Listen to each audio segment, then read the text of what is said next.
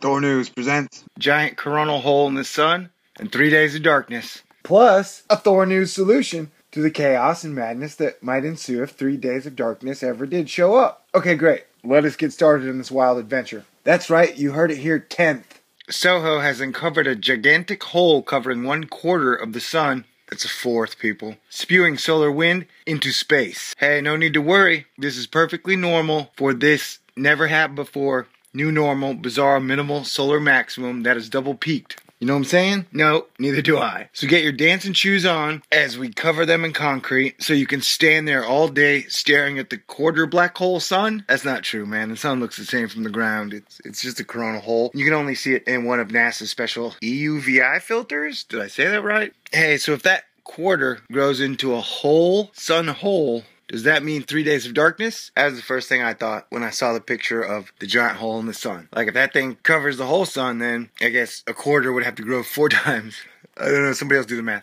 Would we get 3 days of darkness? And here's my solution, because several religions have mentioned 3 days of darkness in the past, including Christianity. Well, if 3 days of darkness ever do come around, I have a solution. I think the government, ahead of time, should announce that if 3 days of darkness ever do happen, that everybody gets 3 days of paid vacation. Even if you don't have a job, or if you got a job. The government, I mean, they're printing money anyways. Might as well tell people, hey, if there are 3 days of darkness, stay home, grill out, have a 3-night dance party, and then when the sun turns back on, you know, you guys, we'll send you guys all a check for your normal wages, or, you know, I guess if you don't have a job, you get paid, let's say $20 an hour, and, you know, you get paid for every hour of the 3 days of darkness. Like I said, we're printing already, what would it matter? That way, if the sun did darken for 3 days, people would be excited and be like, okay, let's party. Whereas if you didn't have something in place like that, and there were 3 days of darkness, I think people would freak out, go crazy, start to kill each other, set things on fire, and it would be like Plague of Madness, wackos everywhere. So the Thor News offers a solution. You know what I'm saying? That's what I'm here for, man. To offer solutions. I mean, I highly recommend it. If you pre-announce that during a 3-day sun blackout, or let's say red out, everybody gets a paid vacation. That will keep down the rioting, raping, and the total freakouts that would occur during that time period. Wouldn't you agree? But I don't know, man.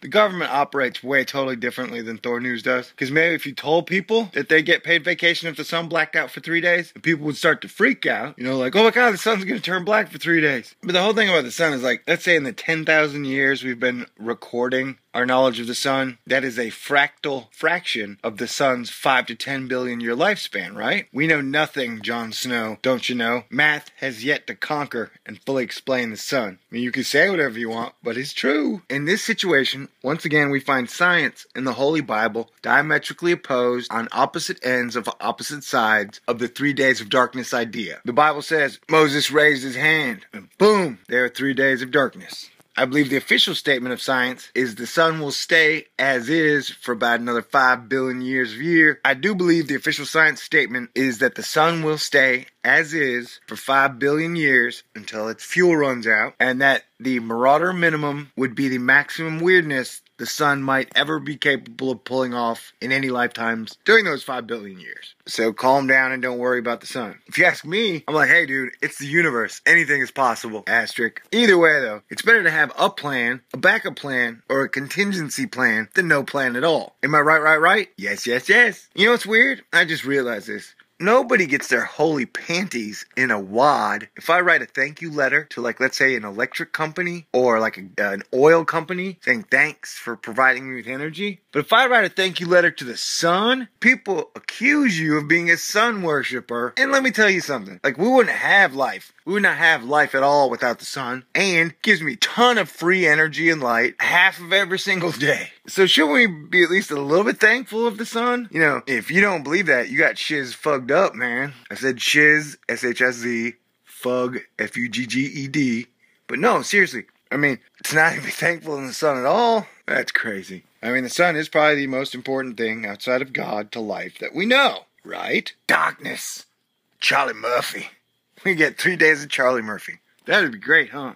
Big James. Anyway, you've got basically 3 mentions of 3 days of darkness in the Holy Bible. You've got from Exodus 10:22, and Moses stretched forth his hand toward heaven, and there was a thick darkness in all the land of Egypt for 3 days. There's one. Joel touches on the subject of 3 days of darkness in 2:30, and Acts repeats the same statement in 2:19. And I will shew wonders in the heavens and in the earth, blood and fire and pillars of smoke. Whoa. And the sun shall be turned into darkness, and the moon into blood, before the great and terrible day of the Lord. There you go. I mean, he doesn't say 3 days, but he does say that the sun shall be turned into darkness. And then Matthew 24:29-31, immediately after the tribulation of those days shall the sun be darkened, and the moon shall not give her light, and the stars shall fall from heaven, and the powers of heaven shall be shaken. And supposedly there was a Mayan story, tale of 3 days of darkness, a Hopi prophecy of 3 days of darkness, which would lead us into the next age, which would tie in with the age of Aquarius. So I'm just throwing it out there. Like, I think the sun's capable of anything, and somehow the 3 days of darkness myth has floated around there,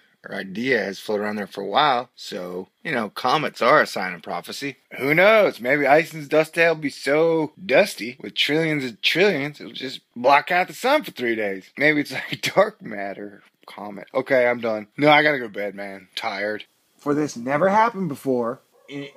Will you dogs shut up? You guys always barking nothing. Can you take a break barking at nothing? Seriously. I'm recording the show here, man. Respect the YouTube channel. Okay, I'm out of here.